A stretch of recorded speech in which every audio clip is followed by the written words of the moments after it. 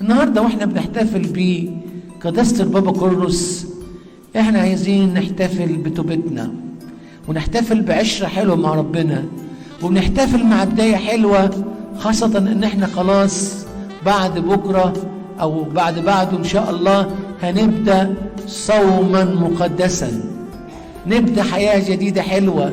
يا دوبك 55 يوم من الصلوات والمطنيات والصوم واي حاجة ناكلها واي حاجة نشربها، ونزهد في المأكولات والمشروبات.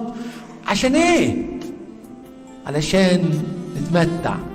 شاب من الشباب بيقول لي، قال لي بعد اذنك يا ابونا انا مش هبدا الصوم منول، الصوم الكبير. قلت له براحتك، هو انت اصلا بتتناول؟ ايدك فاضيه مش بتتناول، خلاص انت هتصوم على الفاضي؟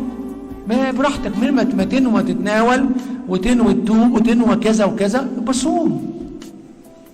انا مش بشجع الناس ما تبتديش الصوم منول، لكن عايز اقول الصوم من غير توبه، من غير دموع، من غير انجيل، من غير اشبيه، من غير قداسات،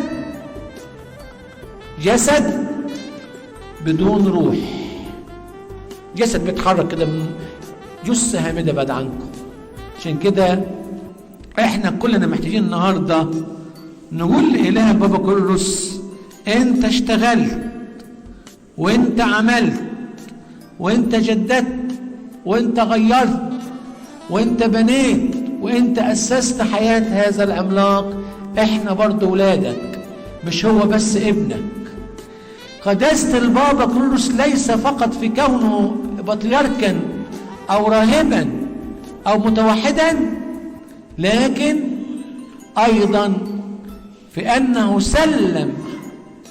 سلم حياته لربنا، فصنع فيه معجزات وصار هو نفسه معجزة. ربنا يديني ويديكم ان احنا نحيا في معجزة جديدة، هي حياة التوبة والنقاوة والقداسة في هذا العصر. لإلهنا المجد الدائم أبديا، آمين.